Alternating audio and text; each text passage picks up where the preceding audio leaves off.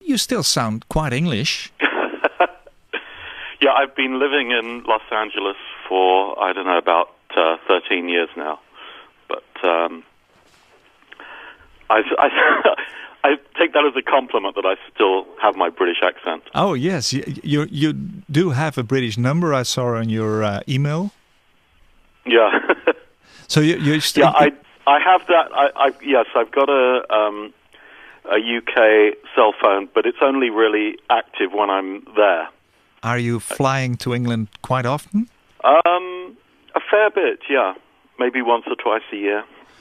Because you have your family there. Well, I have some family there and some family here. We have 2 daughters, and one of them lives in London and the other one lives here. And so you're American-based right now, and you're doing all kind of things in the game environment? Yeah, movies. It's mostly movie music and video game music. All right, and still enjoying the engineering? Yeah, absolutely. Still do a few records, but not that many. Classical? I don't do as many classical ones as I used to do. I just did a classical one that's come out with a composer called Christopher Tin. It's more of a kind of world music classical thing.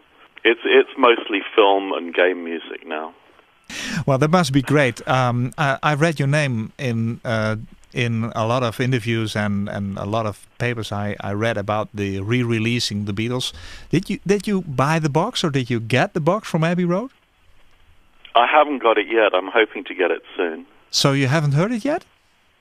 No, not yet.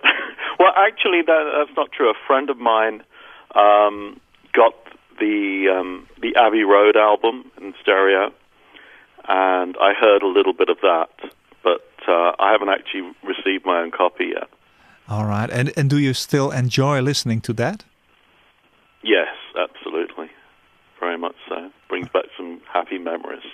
Well, let's get back to that time then. I've had a few talks with Ken Scott, and I've read the Recording the Beatles book, that very big, large book. You know that because you're in that book as well, about the equipment, microphones and that.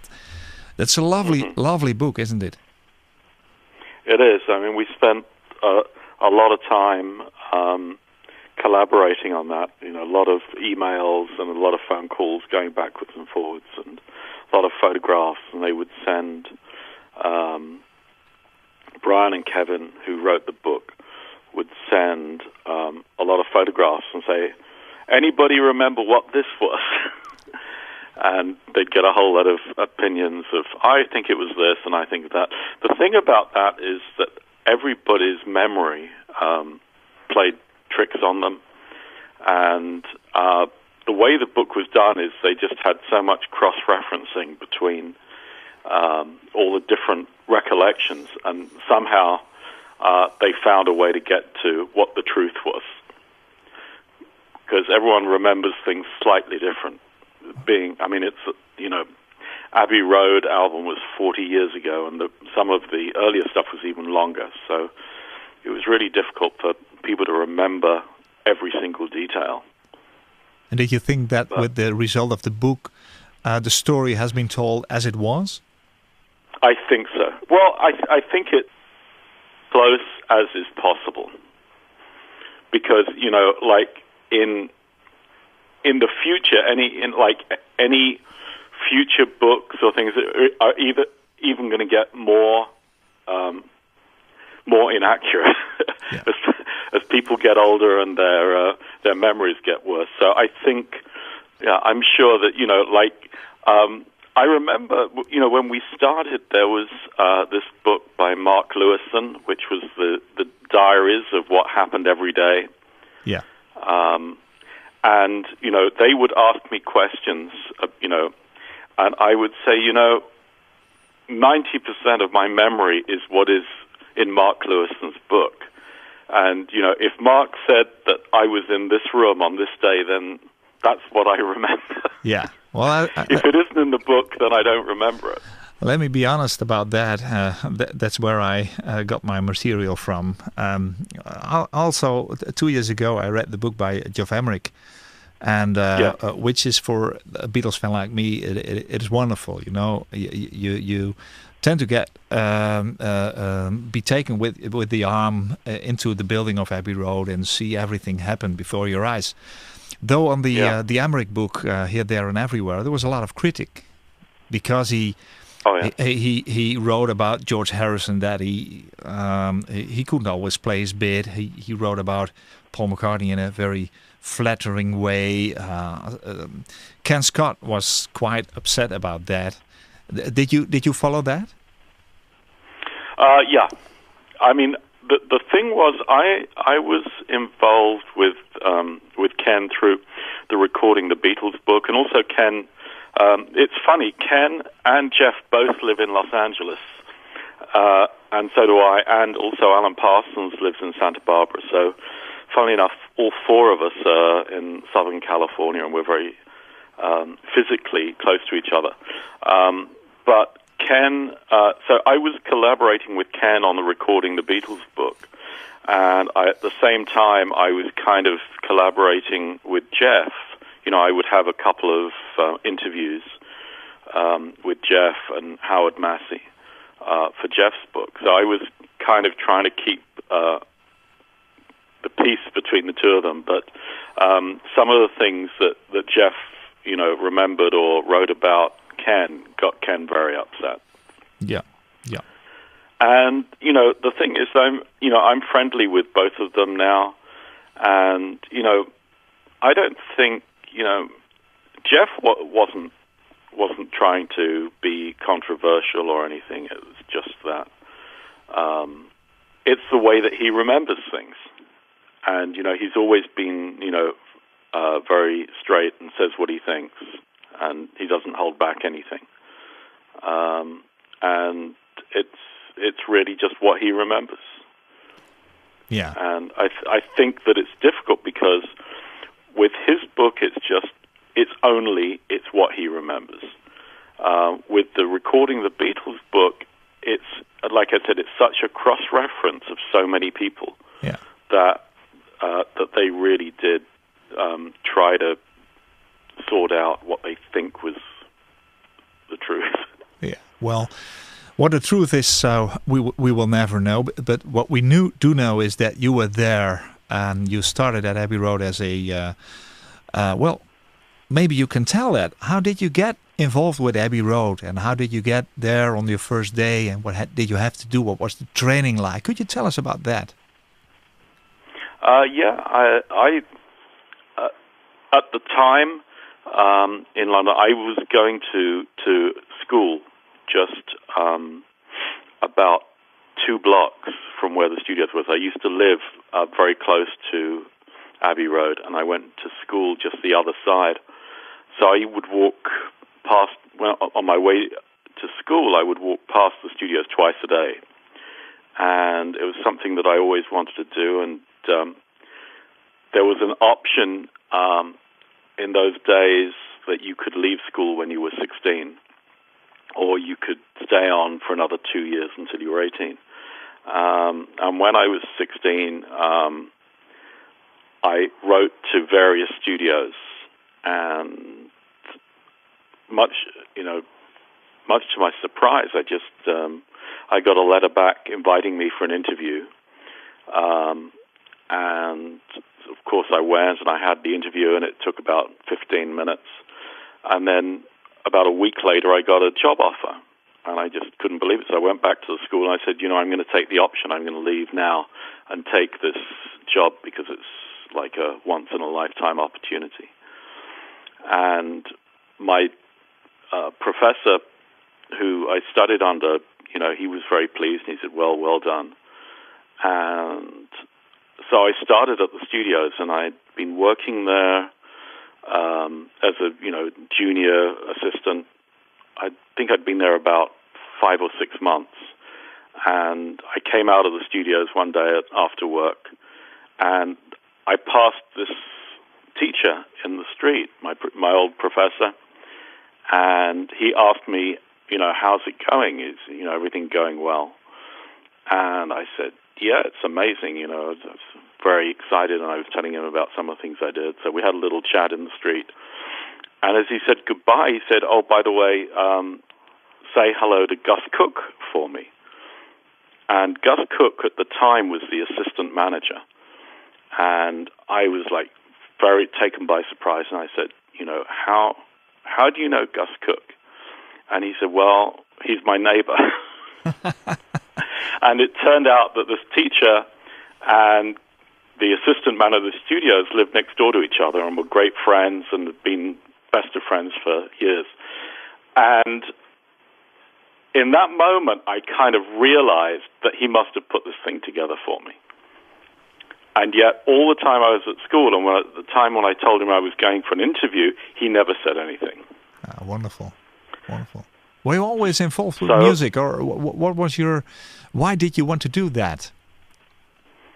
I don't know. I just,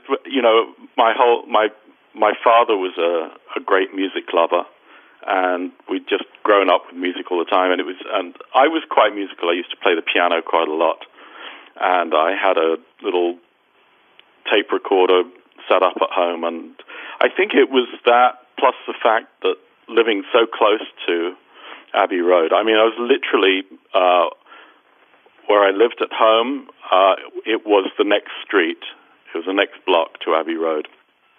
So it was just something that had become, very close and personal to me, and it's something I wanted to do. It's just an amazing opportunity that I got to be given the chance to work there. And did you know what you had to do when inside?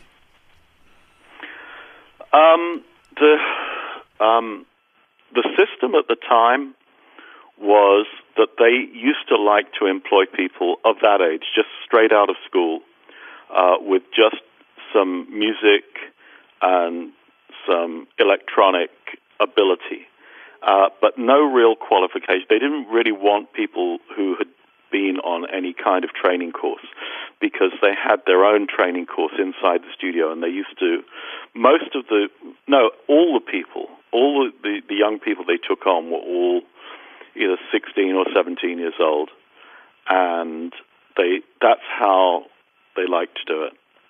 So if they thought that you had the personality and the ability to fit in with everybody, the actual training you would learn right there, and they would teach you the way that they wanted you to learn.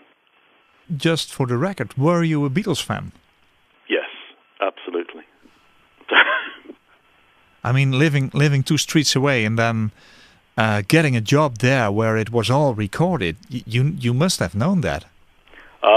Yeah, I mean, that was everything seemed a little larger than life, and just to suddenly be thrown in and working with them. But the thing is that at that time it wasn't called Abbey Road. We called it Abbey Road a couple of years after the Beatles split up. At the time it was EMI Studios, and it was basically the main hub for all the artists who were signed to EMI in England were recording there. So the building had like an enormous history, and I think that now people associate it with the Beatles in a much bigger way than at the time. At the time, there were so many other major acts. I mean, the whole Liverpool thing in the 60s with all these other acts like Cilla Black and Billy J. Kramer and Freddie and the Dreamers, and like endless number of what they used to call the Mersey sound. The Mersey sound was actually the EMI Studios sound. So the history there was, at the time, it seemed much more than only the Beatles. I think at the time we just thought the Beatles were the biggest selling and the kind of flagship act, but the importance of the studios was way bigger than that. Then let's go to the book of Mark Lewisohn. On the 14th of April in 1969, you were, for the first time, you were a button pusher at the at the session with John and Paul together. not the Beatles, but just John and Paul. Can you remember that day? I mean, I know you know what you read, but can you remember it? You're talking about the ballad of John and Yoko? Yes, yes. You must have seen yes. that you were like booked for that session. Yes, absolutely. Yeah, that was. I think I had actually worked with them before. That was the first one that is in the book, and I had some months earlier to that. I had worked on a playback. They had been doing Hey Jude, and they'd recorded that very, very many times. There were like multiple reels of tape, and I think the first time I ever actually worked with them was on a playback session where they said, well, we just want to hear every single take on every single reel that we've ever done of Hey Jude and just select stuff. So that was like the first time that I got to work on them, but for some reason that never got documented. But then on the ballad of John and Yoko, it was just, obviously just after John and Yoko's marriage and their honeymoon in Amsterdam. And John had literally just come back from his wedding and had this song, and they just wanted to work it out. They went down to the studio and worked out the arrangement of it, and they just recorded it together very fast. By those standards of how songs were being done, it was very fast indeed. And I kind of remember, because it's documented in the book, I wrote down, like, this is what happened and how it happened, and in a matter of a few hours the whole song was finished. And I just remember John and Paul having a great time together on it. I think it was working a lot faster and a lot more decisively than they had been in the past. So it was quite a fast, action-packed day. Yeah. Could you tell us the process of using an 8-track tape recorder as it was used in those days in Abbey Road on this particular session? How did the process start, and how did you proceed to the result that was the song? There's a recording sheet with your handwriting on it. Yeah, that's what I wrote that down, because although this was like my first official session, I didn't really know any of the others. I knew from how they worked that this was a lot quicker than normally. You know, when they were recording 4 tracks wouldn't be enough, so they would fill up all 4 tracks, then copy those 4 tracks onto maybe 1 or 2 tracks of another tape, and then you'd have another 2 tracks available, and that was called a 4-to-4. And then you'd probably have to do another 4-to-4 to get more tracks. So in fact, we created more tracks. If it was 4 tracks, it could end up being as many as 10 or 12 different tracks. And then suddenly, in 1969, we had an 8-track machine that came in and was tested out, and we used it. And so this would have been one of the early recordings done on 8-track, which meant that things didn't have to be copied from one machine to another. So on the ballad of John and Yoko, the first pass would have been acoustic guitar, drums, and voice. And they would have been done at the same time. My memory serves me right. Paul was playing the drums, and John was doing his vocal and acoustic guitar. And then secondly, we overdubbed the bass, which Paul played. Then after that, we did John's electric guitar. Then after that, John did a double track of the electric guitar, and at the same time, Paul did some piano. After that, Paul did a harmony, and then finally, they did some percussion and various percussive effects. And that was quite common. The drums were recorded at the beginning, and then the final track, after everything was done, was some other either tambourines or shakers or maracas, and I think that was like an integral part of their sound. The fact that the percussion. Nowadays, people would think, do the percussion and the drums together at the same time, but interestingly enough, I think it was probably because the drums, which always got done first and went through the most amount of copying and processing, just got reinforced a bit by a final percussion overdub. So, wow! I think that's how we was that Abbey Road procedure, or was it found out by the Beatles? No, I think it was probably no. It wasn't an Abbey Road procedure. I think it was particularly in the days when things were copied from one tape to another, and then the drums would get mixed in with the guitars and bass and piano, and then it would go to a second and third generation. And, maybe everyone would think, well, maybe the drums could have been a little bit louder here or a little more punchy there. But you really can't go back. You've just got to keep going forwards. Everything was like linear. So instead of trying to go backwards, say, okay, well, we'll just add a little bit more percussion to it. And I think you can kind of hear that on some of the mixes, that the percussion had that very fresh sound, which meant that it was like the last thing that was recorded. Oh yeah. You said earlier that you can remember that John Lennon and Paul McCartney were in good spirits. How was the overall atmosphere during the recordings of Abbey Road? Because you heard and read different lectures on that. What was your experience? My experience was really most of the time everybody got on very well. I'd heard stories that when they did the White Album, things weren't too happy, and there was a lot of arguments. And in the majority of times on Abbey Road, everyone was very happy and good spirits. There were, a few days and a few moments here and there where if all four of the Beatles were together in the room at the same time, that something could be said or something could happen that could spark off a kind of argument or disagreement.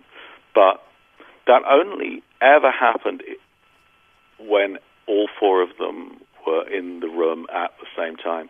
If there were any smaller combinations of two of them or three of them, and not singling out anybody, but any combination of two or three, everyone got on very, very happily. And in fact, because, some people have said that the Abbey Road album really was more like four solo albums done together. And I'd kind of agree with that. There were a lot of, you could definitely tell whose songs were whose. There was a lot of the sessions that were done with only one or two people there. So the days when all four of them were together at the same time were not as many as maybe in the past. No. And did you feel that this was the last album? I think so, yeah. I really don't remember whether anybody actually said anything, but it didn't come as any surprise that they broke up afterwards. I think the business side of it. The other thing was the whole business side of Apple was going on at the same time, and there was a lot of preoccupation about the business side of it and the disagreements with that. There was a lot of stress, yeah. Yeah. But as I said, the stress really only came out on the days when all four of them were together. If there were even three, there would there wouldn't be any any trouble. Well, that's strange. Well, I've got one more thing I would like to ask you, John, and then I'll leave you in peace in Los Angeles. You must be responsible for that last bit on the second side of Abbey Road, the album, right? Her Majesty, and we have read a lot about it. But would you please tell us the whole story? We had a session on the 30th of July in 1969, and we did rough remixes of the whole of the final medley for the album. We started with "You Never Give Me Your Money," and we spent the whole afternoon and early evening just doing these rough mixes. And during the making of this, I had never really understood, or it had never really been explained to me what all these little short bits were. I know that Paul was like masterminding the whole thing, and there were various songs on there by him and John, but I didn't realize until that evening that there was a master plan that Paul had for this, and that all these little songs were all going to be joined together, and that he had it all figured out. So he said, let's do a rough remix, and after that I want to crossfade them and put them all together. And crossfading was a process in those days to overlap songs, and you basically needed 3 stereo tape machines, and you would send the first half from one, the second half from another, and record the overlap onto a third machine. And so we did that in the evening, and we put it together, and it was "You Never Give Me Your Money," then "Sun King," then "Her Majesty," and then "Polythene Pam," and so on. And we put it all together, and I kind of remember it was late. It was like 1 o'clock in the morning by the time that everything was put together, and we played it back for the first time. And everybody else had left, apart from Paul and me and Geoff Emerick. And we played the thing together, and we played the whole thing through.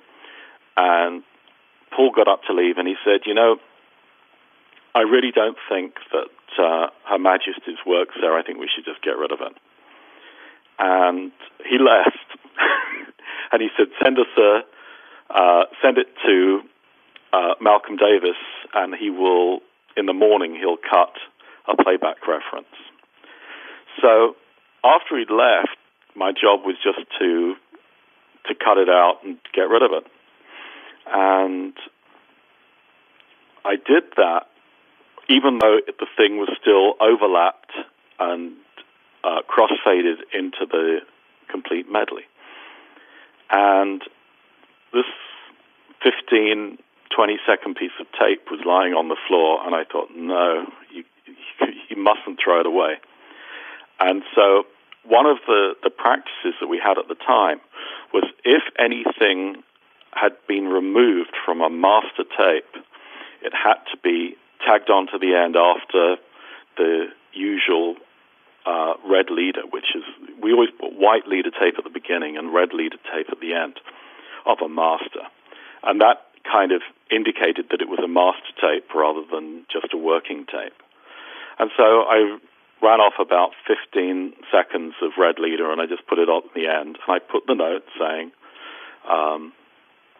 this song not wanted, but keep after the red leader for safety. And I sent it off, and the next morning it went to Malcolm Davis, who cut the acetate. And he read this, and he kind of had the same thought, that he really didn't want to leave anything off or throw it away either, so he just let it run.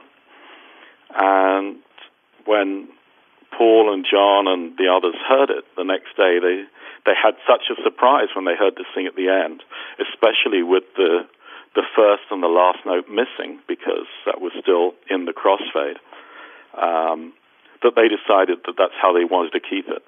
And then a few weeks later, when the final mixes were done for the actual, not rough mixes of the medley, but the final mixes, they decided to to do the same thing and just tag it on at the end.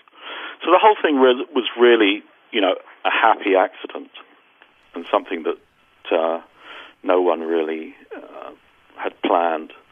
And some of the other things that the Beatles recorded had the same kind of thing, where an accident happened and they heard it and they said, "Yeah, we like that." Other things didn't. Other things were very laboriously worked on and planned and wanted to be exact. Just had to be just so. But every now and then, they would take an accidental overdub or an accidental thing and just say, "No, that's how we like it." It's a wonderful story, and you must be proud of it because you played a role in it. If you had let that tape on the ground, nobody would have heard it afterwards. Absolutely. But I mean, the thing is, at the time, it was like you would never throw anything that they recorded away because they kept everything. I mean, the thing is, the anthology recordings that came out didn't even touch the surface. There was there would be maybe 15, 20, 25 takes of every recording, and then each song would have multiple versions, and a lot of songs would be recorded 3 or 4 times on different occasions. So and everybody had to keep everything. So although the story about Her Majesty, John didn't throw it away, you wouldn't dream of throwing anything away. It was just out of the question. Well, thanks anyway for keeping it, and thanks very much for talking to us and going back with me to your beginning at the start of your wonderful career. Thank you very much for this wonderful story. I've really enjoyed it, and I could talk for more than another hour with you, but okay, this will be enough for now. It's nice to speak to you, Coop.